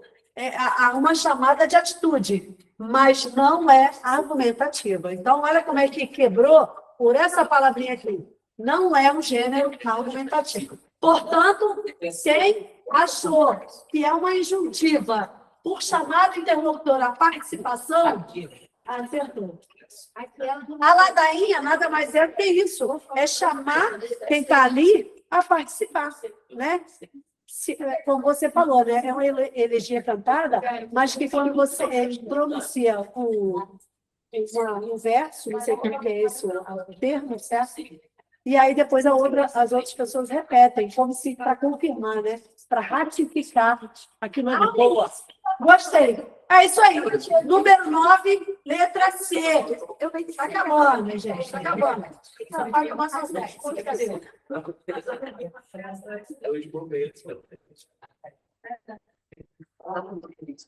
Vamos lá.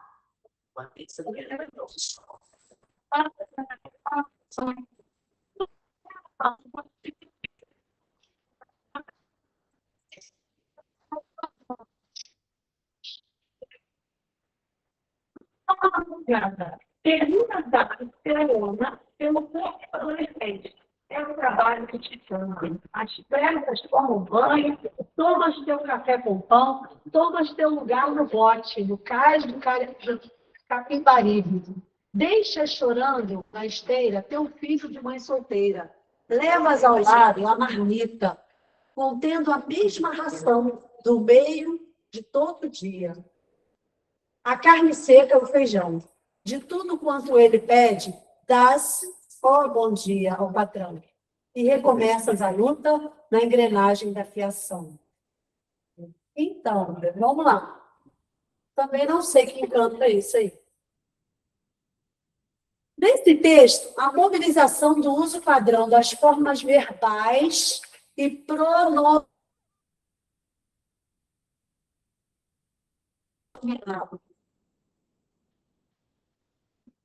E aí, gente? Forma verbal. Vamos lá, forma verbal. Quando ele fala, olha, toca a sirene na fábrica, o apito como um chicote, bate na manhã nascente e bate na tua cama. Aí ele vai colocando ali, os verbos no imperativo, certo? No imperativo. Mas ele também no tempo presente, é um tempo durativo, né? Que é a duração de um dia. E ele vai falando, ternuras, som da madrugada, pelo corpo adolescente, é o trabalho que te chama. Às pressas tomas banho, ó, tomas tu, né? Eu tomo, tu tomas, ele toma. Nós tomamos, vós tomais, eles tomam. Então, tomas está se referindo à segunda pessoa. Beleza? Concorda comigo? É só um adendo aí para a gente ficar de pé. Tomas teu café com pão, tomas teu lugar no bote, sempre o mesmo verbo, ó, segunda pessoa. No caso do Capibaribe, deixas, de novo, segunda pessoa, chorando na esteira teu filho de mãe solteira, levas ao lado a marmita contendo a mesma ração do meio de todo dia, a carne seca e feijão. De tudo quanto ele pede, dás. Ó, dás, novamente aí, né? Presente, segunda pessoa. Ó, bom dia ao patrão, e recomeça a luta na engrenagem da criação. Então, ajuda a localizar o enredo no ambiente estático, auxilia na caracterização física do personagem principal, acrescenta informações modificadoras às ações dos personagens, alterna os tempos da narrativa, fazendo progredir as ideias do texto, ou está a serviço do projeto poético, auxiliando na distinção de referentes. Essa acho que vocês vão errar. A 10. Vocês vão errar 10. Vocês vão errar 10, eu acho. Então, olha lá. Eu quero que vocês pensem. Ó, vou botar aqui para vocês acertarem. Mas eu estou duvidando.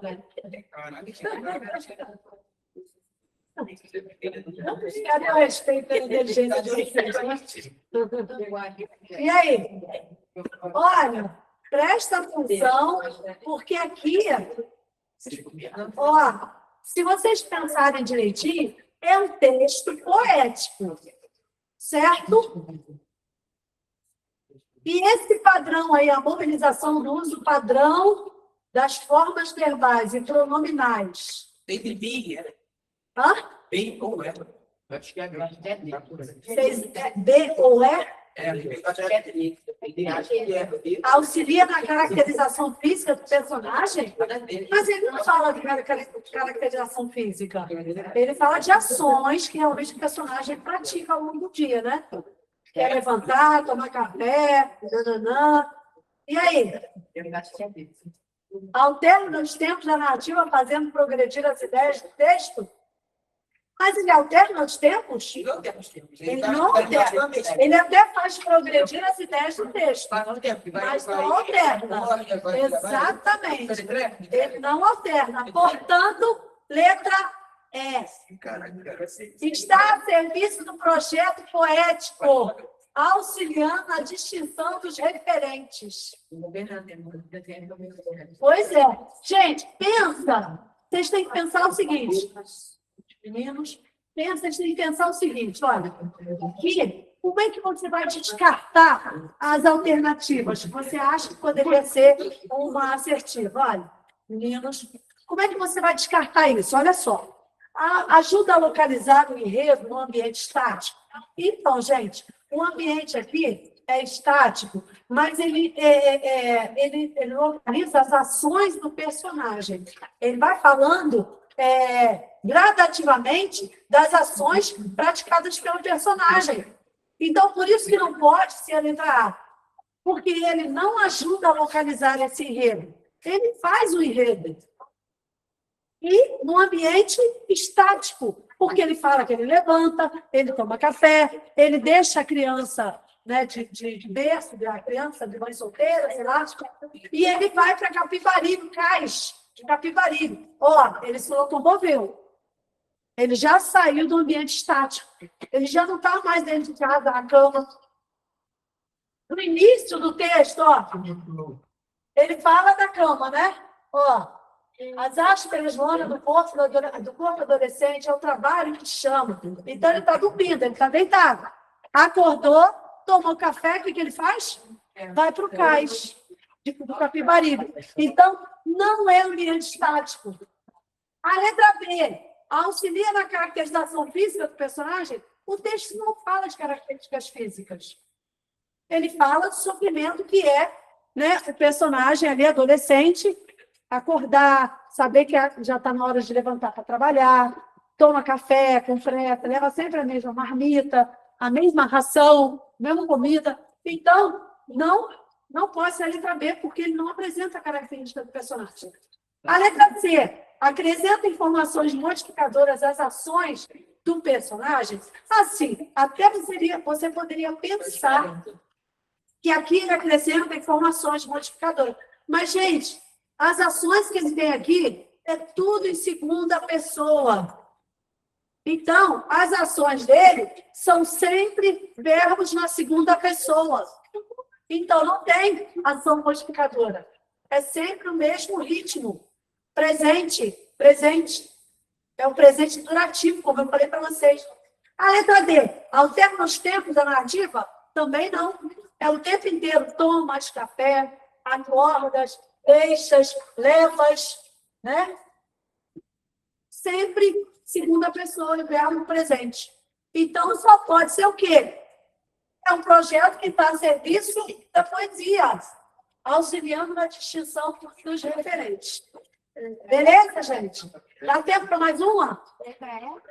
Letra E. Dá tempo para mais uma, gente? 57. 57, então dá tempo para mais uma. Vamos lá, presta atenção. A 10 é. A 10 é letra E. Letra E. Leia o texto, vamos lá. Letra número 11.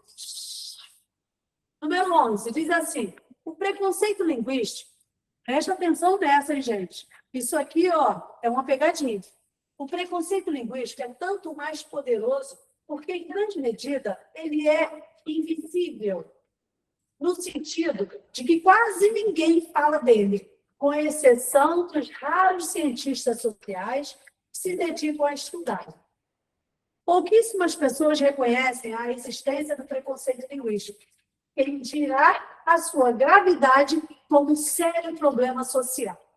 E né, gente? Marcos Banho. Esse cara que eu já assisti a uma palestra dele, maravilhosa. Aliás, a palestra dele, eu assisti na UF, gente, é um cara assim, sensacional. E aí, o texto diz assim, o enunciado diz assim: com base na leitura do texto, é possível depreender que o preconceito linguístico, apesar de nocivo para a sociedade, muitas vezes é despercebido. O que é nocivo, gente? Eu acho que é perigoso. Perigoso. Prejudicial, perigoso, né? Prejudica alguém. Nesse sentido, assinale a alternativa que apresenta um exemplo de preconceito linguístico. Vamos lá. A língua falada é um instrumento de sobrevivência em sociedade? Tá certo, gente?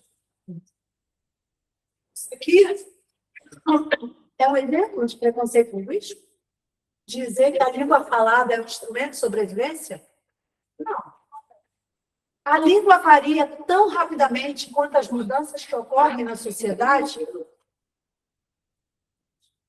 E aí? A língua varia tão rapidamente quanto as mudanças que ocorrem na sociedade? Por que não varia? Varia sim. Varia. Se você for no Nordeste, você tem uma infinidade de variantes linguísticas. Uma infinidade. Se você for no Sul, você tem mais uma infinidade. No Amazonas, na região Norte. Se você for em São Paulo, os paulistanos, eles falam tão carregado, né? E tem palavras ali que você desconhece. Mano, brother. Lá é brother, mano, velho. Lá é como? Uma gíria lá. Acho que é mano, né? Não, é meu. É meu. Ó, meu. E aí, meu? Você tá bem, meu? É meu, mano. Letra C. Existem muitas maneiras de se expressar a mesma ideia. Sim. Não é preconceito.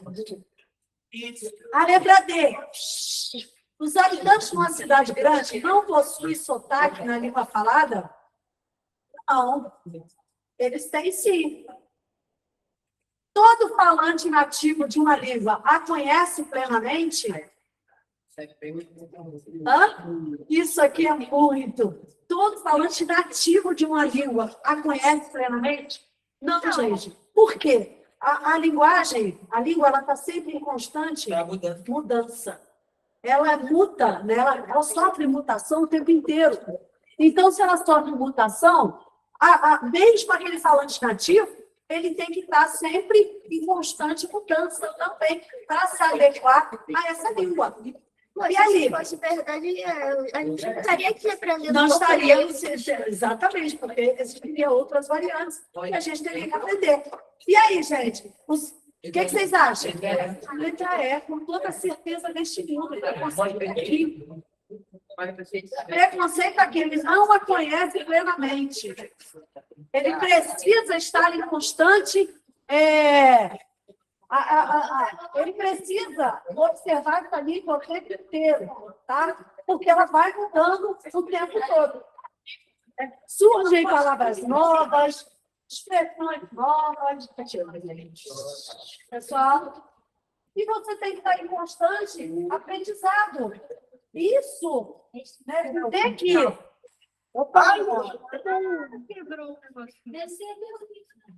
Dizer, gente, que todo falante nativo de uma língua conhece plenamente, isso é preconceito linguístico, porque ele nunca vai conhecer plenamente a própria língua.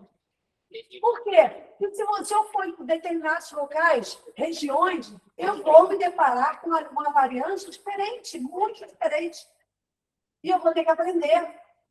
Se eu for no Sul, eu tenho inúmeras expressões que eu desconheço. Se eu vou no Norte, mesma coisa. Né? Se eu vou no interior do Rio, mesma coisa. Minas Gerais, também. Por isso, a gente tem variantes linguísticas para saber respeitar e aprender, né, gente? Aprender com essas variantes. E nunca cometer preconceito linguístico. Ok? São falta doce. Vai até 15, só Vai que aí até eu consegui 15. primeiro até a 12. Mas depois você pega lá no Olha, de colher até a 12. Mas aqui, até 15, olha, até 15. realmente não daria. Mas aqui, ó, para a gente ler isso tudo. Mas aqui a gente tem um texto muito bacana de Julia Couto, que eu queria que depois... Tá com Deus. Se vocês pegassem, tchau. E depois a 13, a 14 e a 15. Tarefa de casa. A 15 é mais fácil. Gente, posso liberar? Calma, deixa eu só dar um recado. Se der tchau, a gente sai correndo. Gente, rapidinho. Oi? Tá, calma, olha só. Quinta-feira, para quem não viu ainda lá no calendário, a aula vai ser online. Porque seria a aula do Reinaldo, é aniversário dele, e aí a Priscila vai dar aula online, tá? Por quinta não temos aula presencial, só online. Sim, vou fazer uma fotinha de parabéns. Semana que vem, na terça-feira, é aniversário de Maricá. Também não vai ter aula presencial. E nem online, tá? Mas segunda, quarta, quinta, sexta, deve ter presencial e online. Não, então, calma. Não, segunda vocês não vão faltar aula online. Porque segunda vai ter aula com um dos fundadores do Prêmio Itácio, que é o professor William. Aula de história. Então, todo mundo online. Segunda, vocês têm aula na escola? Sim. Tem? Então, você vai ter aula para militar também. Simulado? Não, segunda não. Enfim, quem tem aula e quem não tem aula vai participar à noite do prêmio. E é isso. Aí depois eu divulgo para vocês a agenda da semana que vem.